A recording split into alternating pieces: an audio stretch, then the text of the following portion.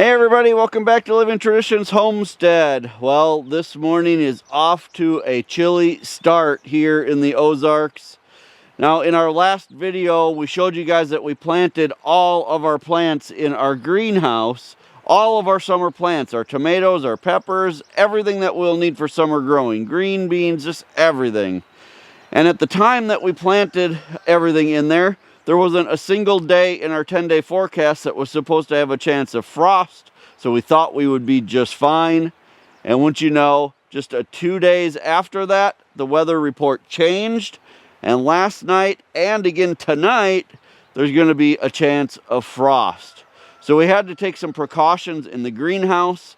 I wanted to bring you guys along as we go in this morning to see how everything did overnight, but to also review with you guys some of the things that we do in our unheated greenhouse to keep our plants safe when it's going to be right on that borderline of whether or not it's going to freeze.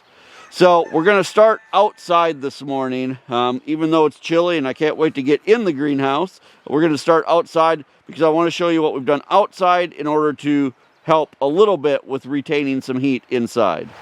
So the main thing that we do on the outside of the greenhouse to help on nights like this is that we lock down the roll-up sides. You will often see us in videos. We have these sides. The sides of the greenhouse can roll all the way up so that we could get good airflow into the greenhouse. And during the hot weather, it allows the greenhouse to stay a little bit cooler. But when these are unlocked, there's quite a gap here, which can let a lot of cold air in overnight. So on the cold nights, we do exactly what we do for the winter, which is we put what's called a piece of wiggle wire in this side. I have it in now and I'm not going to undo it right now because we want to keep this locked down. We're probably going to keep it locked down all day today. But you can see here's a piece of the wiggle wire down here, and there's just a track that this goes inside of, and that holds the plastic nice and tight to keep it from having a big gap on the side of the greenhouse. So we do that on all four corners of the greenhouse so that it'll trap in the air that's inside of the greenhouse. That's really about all you can do on the outside of a greenhouse. But on the inside, there are several things that we do, and we want to review those with you as well. So let's go on inside. So it's already considerably warmer in here than it is outside. That's good. It's about 9:15 this morning. So the sun is up and it's starting to warm up the greenhouse. So the first thing that you may notice is that we have our flow fans running in here. I'm going to turn them off in a minute so you can hear better, but I wanted you to be able to see those running. In fact, here, let me turn them off.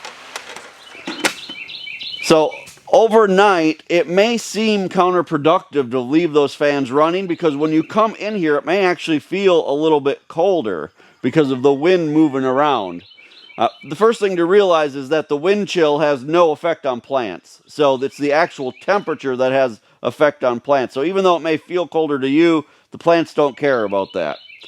But the reason that you want to leave those running, and we leave ours run pretty much 24/7, is that what that does is it circulates the air inside of the greenhouse, and it keeps the moisture moving in the air instead of settling on your plants. By keeping the air keeping the moisture from settling on your plants, you have a lot less chance of frost damage if the temperatures would dip below freezing. So that is very important. You can see, and if you were in here with me right now, you would understand it's not very humid in this greenhouse at all, and that's mostly due to these flow fans keeping that circulating around. The days that we turn those off because we want to be working in here and we just don't want the noise or something like that, the humidity level will go up in here really fast. That's not really good for the plants, and it's certainly not good on these cold nights. So you always want to keep those flow fans running on cold nights. Now you can notice that all of the seedlings that we planted the other day, our tomatoes and peppers and everything, are covered. We'll come back to that in just a minute. I did want to also point out that you may notice that all of our farmers market plants are out of here. They are just a little too young and tender yet to even take the chance. Now in hindsight, we never did get down to freezing in the greenhouse, so we maybe could have left them out, but you guys, on days like this, the low was predicted to be 38 or 36, And out here in the country, a lot of times we're considerably colder than what they predict.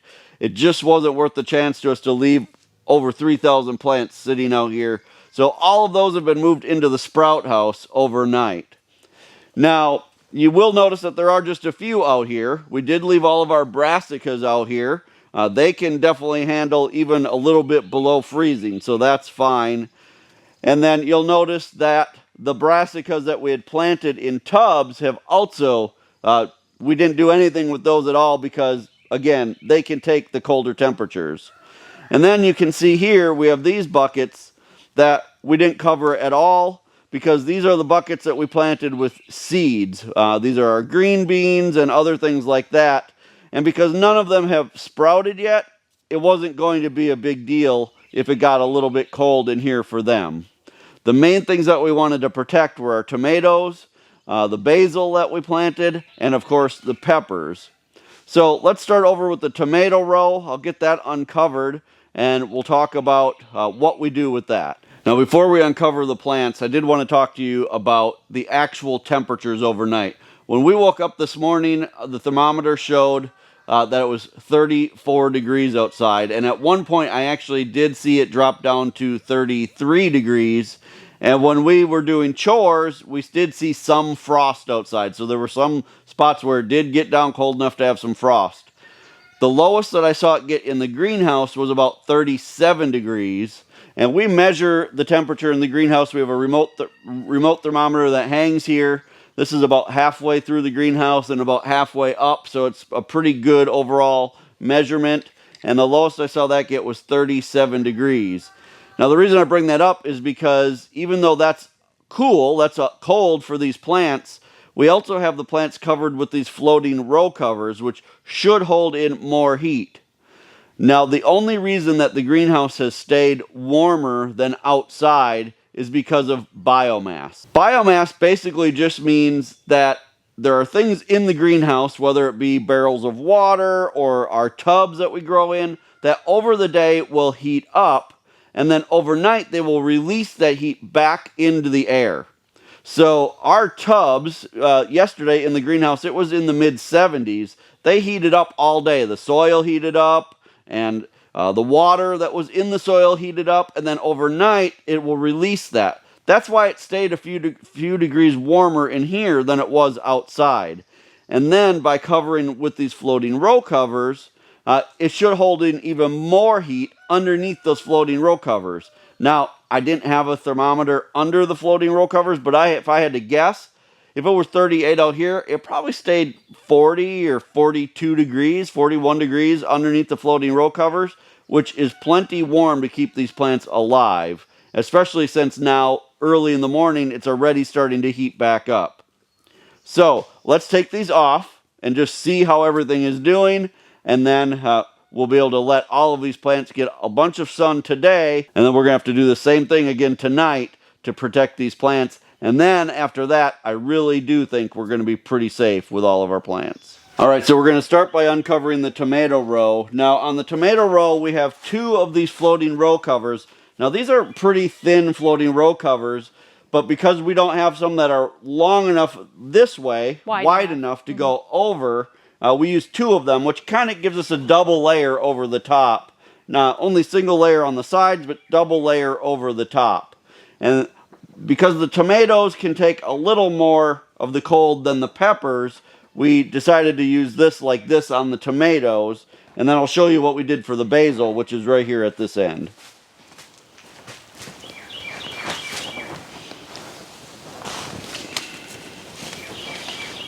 And look at that. All the tomatoes look great. And not only do they look great, but you might not be able to see this on video, but they're completely dry, and that's what you want. You want them to be, like the leaves, to be dry, especially in this colder weather. Dry means less frost damage, so that's a very good sign. That's exactly what we want. Now, as many of you know, basil, which is what are in these three buckets right here, are a heat-loving plant, and we really are on the early side for planting basil. So these are the plants I was actually the most worried about overnight. So not only did we have the floating row cover over these as well, but we also covered these in other ways. So you can see I just put a bucket over this one here. Let's take a look at that. Look at that. It looks great. And then on these, because we had it out here, I put this blanket, and then we put some ice cream pails. And I think they're going to look good too.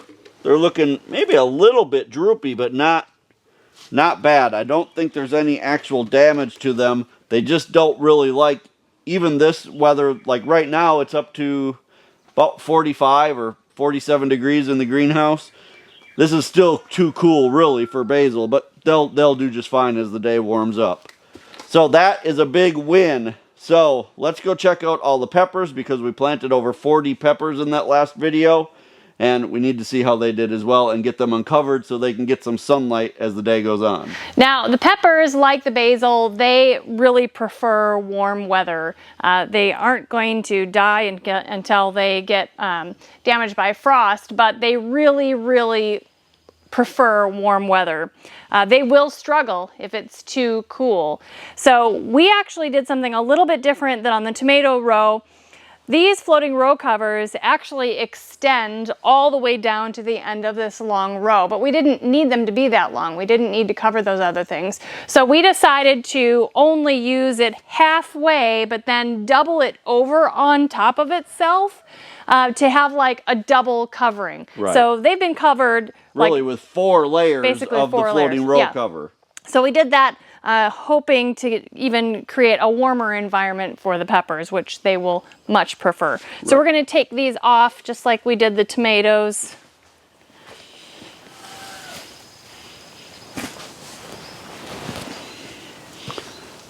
I think they all look good. They all look good. No signs of drooping, no signs of frost damage. And just like the tomatoes, they're completely dry, which is very important. So you guys, that is fantastic news that everything is safe. We'll be putting the floating row cover back on again tonight on both rows. And we're just super happy that this is all working out. Hopefully we'll make it through tonight with just as good of results.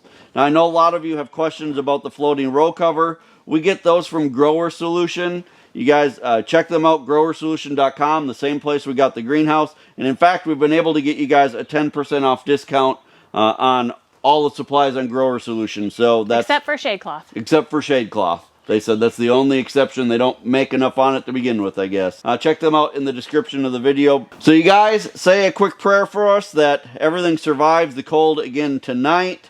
We're so happy that you came by today. Don't forget that the absolute best way that you can help us here on our channel is just by sharing our videos on all of your social media. Don't forget to give this video a thumbs up if you enjoyed it. And as always, thank you so much for stopping by our homestead. Take care, and God bless. God bless.